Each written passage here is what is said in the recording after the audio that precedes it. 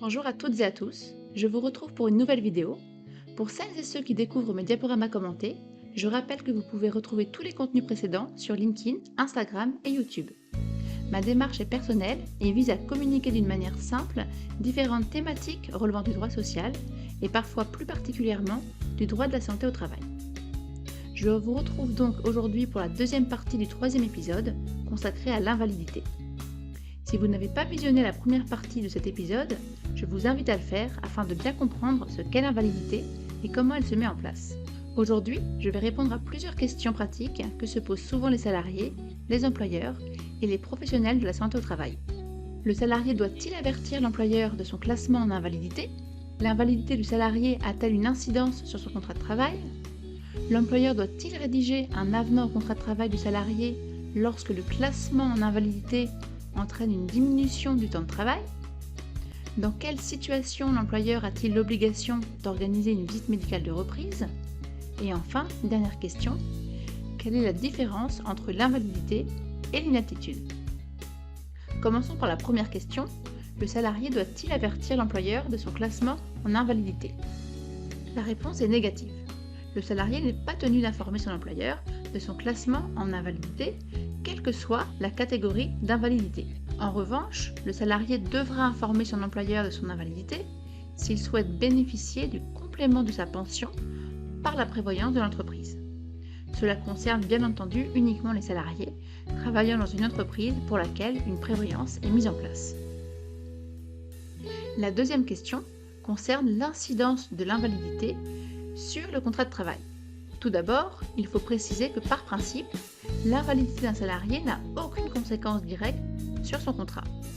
Cela signifie par exemple que l'employeur ne peut pas rompre le contrat de travail d'un salarié uniquement en raison de son invalidité.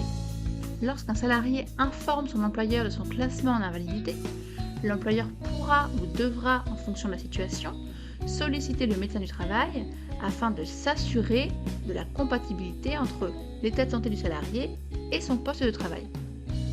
Le médecin du travail pourra éventuellement préconiser une diminution du temps de travail, voire parfois émettre un avis d'inaptitude au poste. Lorsque le salarié doit médicalement diminuer son temps de travail à la suite de son classement en invalidité, l'employeur doit-il rédiger un avenant au contrat de travail du salarié?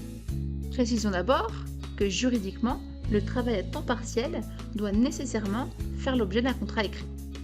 Par principe, il sera donc conseillé à l'employeur de rédiger un avenant au contrat de travail du salarié.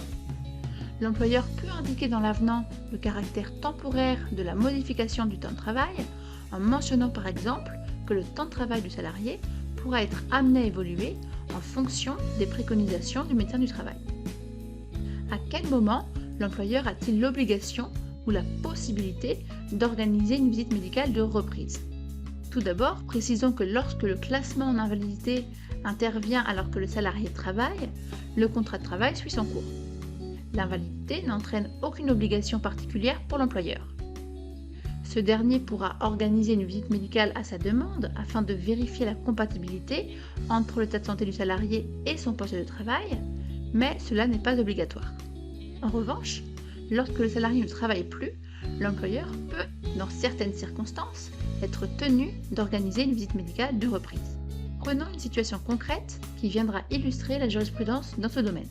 Le salarié est toujours dans les effectifs de l'entreprise, mais il ne fournit plus de prestations de travail. Il informe son employeur de son classement en invalidité deuxième catégorie. L'employeur doit-il, dans ce cas, organiser une visite médicale de reprise? En 2011, la Cour de cassation a posé le principe suivant. Dès lors que le salarié informe son employeur de son classement en invalidité deuxième catégorie, sans manifester la volonté de ne pas reprendre le travail, l'employeur doit prendre l'initiative de faire procéder à une visite de reprise. En d'autres termes, cela signifie que l'employeur doit prendre l'initiative d'organiser une visite de reprise lorsqu'il a connaissance du classement en invalidité d'un salarié et que ce dernier n'indique pas explicitement qu'il ne souhaite pas reprendre le travail. Alors concrètement en pratique, quand organiser la visite médicale de reprise?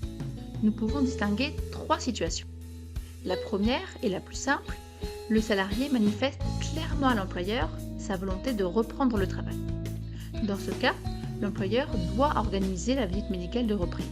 Deuxième situation, et sûrement la plus fréquente, le salarié informe son employeur de son invalidité, mais ne manifeste aucune volonté particulière. Dans ce cas, l'employeur doit organiser la visite médicale de reprise. Il est important de préciser que récemment, la Cour de cassation a précisé que le fait d'adresser un arrêt de travail à l'employeur n'est pas suffisant pour manifester la volonté de ne pas reprendre le travail.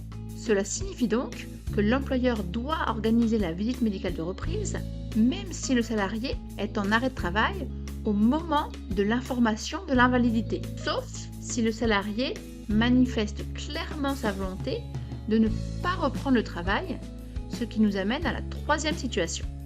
Le salarié manifeste clairement à l'employeur sa volonté de ne pas reprendre le travail. Dans ce cas, il ne peut pas être reproché à l'employeur de ne pas organiser de visite de reprise. Mais attention, et c'est là que ça se complique, si l'employeur organise tout de même une visite médicale de reprise, le salarié est en principe obligé de s'y rendre. Enfin, dernière question, voyons succinctement quelle est la différence entre l'invalidité et l'inaptitude. En pratique, il s'agit de deux notions souvent confondues alors qu'elles sont bien distinctes. Tout d'abord, l'invalidité concerne la capacité de travail globale d'un assuré, tandis que l'inaptitude concerne la compatibilité entre l'état de santé d'un salarié et son poste de travail. Comme nous l'avons vu dans la première partie de cet épisode, l'invalidité est décidée par la Caisse de sécurité sociale après avis du médecin conseil, tandis que l'avis d'inaptitude au poste est émis par le médecin du travail.